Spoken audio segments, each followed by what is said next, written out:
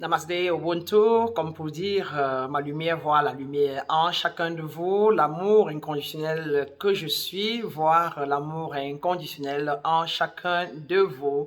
Ubuntu, qui est notre proverbe africain ici, qui veut dire que je suis, exactement parce que tu es, et donc si tu n'existais pas, je ne serais pas. Donc mon existence n'a lieu que parce que la tienne est. Et je viens ici comme ça pouvoir démontrer et décrire cela, à imaginer par exemple qu'on me donne tous les biens matériels pour lesquels je cours dans la vie ou que tu cours dans la vie, qu'on me donne les milliards du monde, on me donne toutes les grosses voitures et tout ce qui est merveilleux comme matériel dans ce monde et on enlève tout le monde autour de moi et il n'y a plus personne, bien évidemment. Je vais me suicider parce que je ne pourrai rien faire avec ça et ma vie n'aura aucun sens. Je n'irai pas avec qui partager cela, je n'aurai pas avec qui manger sur la même table ou aller avec mes beaux vêtements ou m'évader avec ma voiture, avec qui faire le chemin pour aller à la plage, etc.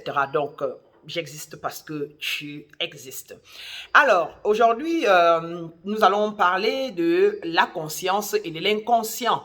Et si vous voulez, de l'être humain conscient et de l'être humain inconscient, généralement qualifié de manière un peu plus péjorative par rapport au monde dans lequel nous nous trouvons, de l'être qui connaît qui il est et celui qui est inconscient de sa divine nature, ou encore l'ignorant ou le profane. Alors, j'ai pu mettre en place cette cotation qui dit que l'inconscient existe pour permettre ou encore l'homme inconscient existe pour permettre à l'homme conscient de s'évaluer. Par ricochet, l'homme conscient existe pour permettre à l'homme inconscient de se réaliser.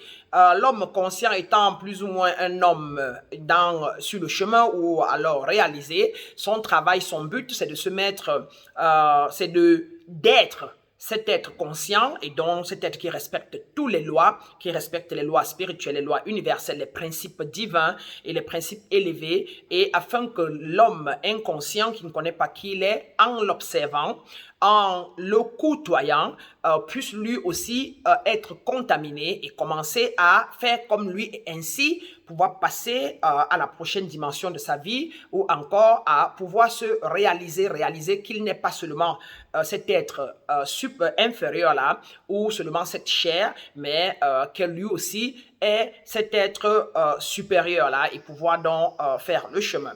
Par contre, dans l'être inconscient, lui, ne connaissant pas qui il est et fonctionnant de la chair vers l'esprit, à savoir, pour lui, il est un être euh, inférieur en train d'avoir une expérience supérieure ou encore pour lui, il est un être humain en train d'avoir une expérience spirituelle alors que dans la normale, pour le conscient, il reconnaît être un être supérieur, un être spirituel en train d'avoir l'expérience humaine ou l'expérience d'une chair qui est inférieure ou dense.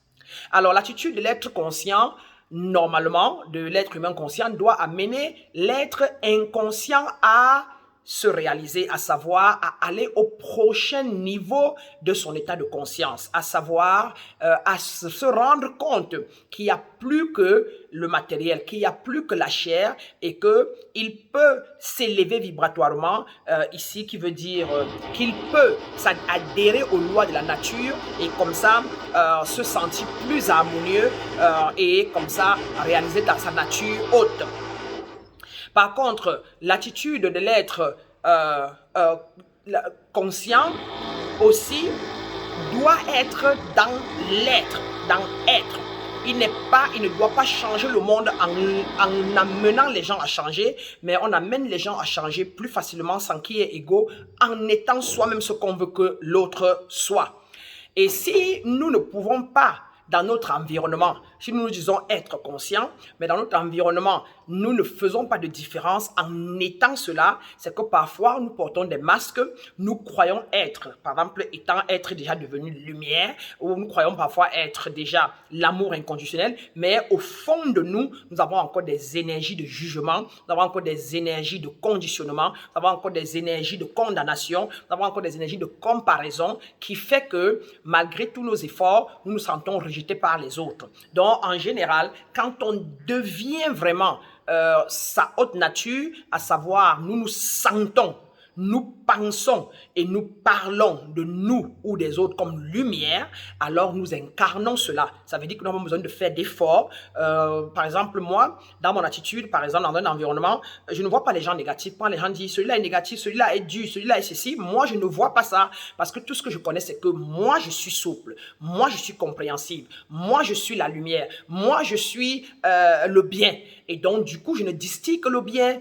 Quelqu'un vient, par exemple, il parle un mot rude ou dur, pendant que l'autre dit, oh, mais il est rude, il est dur. Moi, tout de suite, je regarde la personne et je dis, qu'est-ce qu'il faut pour transmuter cela? Qu'est-ce que je suis? Je dis, oh, la souplesse et la bonté. Et tout de suite, je regarde la personne et je lui dis, mais dis donc, mais t'es merveilleux, toi. Ou alors, je regarde et puis je dis, ben, écoute, moi, en toi, je ne vois que ceci et je me présente comme tel et je me sens cela. Et pour une raison, pour une autre, cela transmute l'état de l'autre qui était beaucoup plus, peut-être, du bas astral.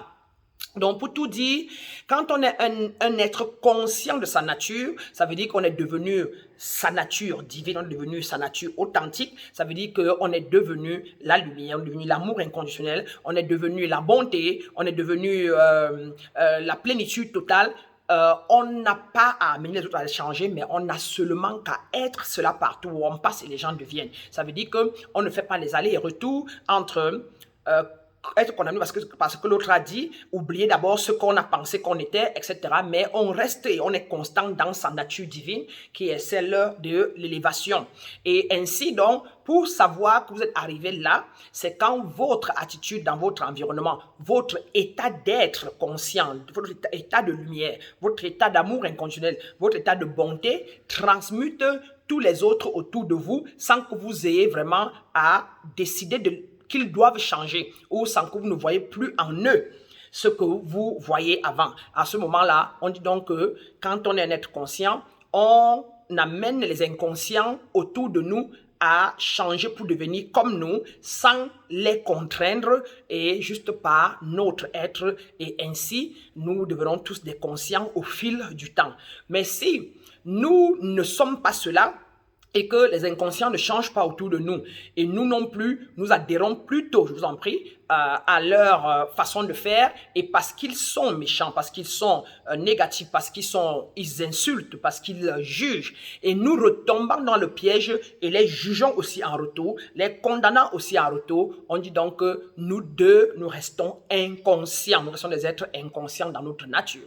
Cela dit, je vais aller ici comme ça vous donner quelques points sur des autosuggestions qui peuvent vous aider à pouvoir rester dans votre haute nature. Et il faut le dire tous les jours, matin, midi, soir, à toute seconde, 100 fois par jour, dans votre véhicule, le répéter dans des situations où vous sentez le contraste, où vous sentez que l'autre vous contrarie dans quelque chose qui n'est pas du haut astral. Alors vous ouvrez la bouche ou en pensée et vous commencez à vous dire ceci. Affirmation.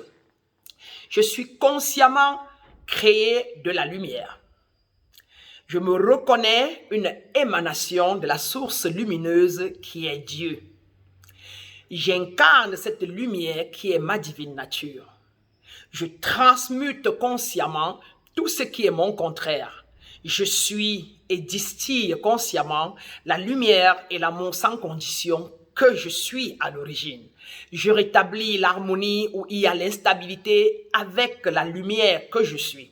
Je conscientise tout inconscient avec mon attitude consciente de tolérance, mon attitude consciente de patience, mon attitude consciente de compassion, mon attitude consciente de joie, mon attitude consciente de paix, mon attitude consciente de sagesse. J'utilise mon attitude consciente d'harmonie, de prospérité, d'abondance, de stabilité et d'amour inconditionnel pour consciemment influencer mon environnement et mes frères, mes semblables et mes sœurs partout où je passe, car une fois qu'on est lumière, qu'on est amour inconditionnel, on ne peut plus devenir son contraire. Je suis donc une alchimiste, je suis une transformatrice, je suis une agent du changement positive. Donc partout où je passe, j'induis et tout le monde à aller vers ce qui est positif par mon attitude et mon apparence et mon être propre. Je suis dans ce que je suis tout simplement et l'inconscient me suit et devient lui aussi ce que je suis, qui est la nature divine originelle, la lumière et l'amour.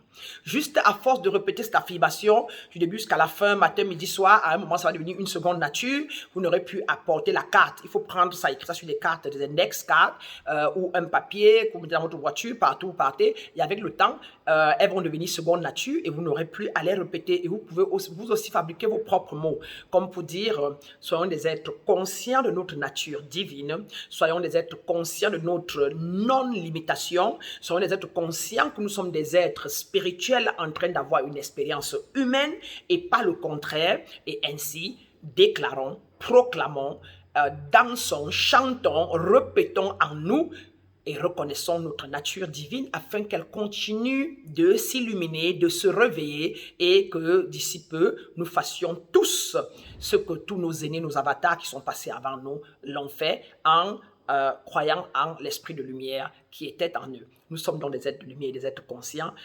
Ma lumière voit votre lumière. L'amour inconditionnel en moi voit l'amour inconditionnel à vous. Je vous souhaite une merveilleuse soirée. C'est une soirée ou un merveilleux matin selon où vous vous trouvez ou matinée. Allez bien, des choses à vous. Une fois encore ici pour vous, Maître Bana, pour le centre spirituel.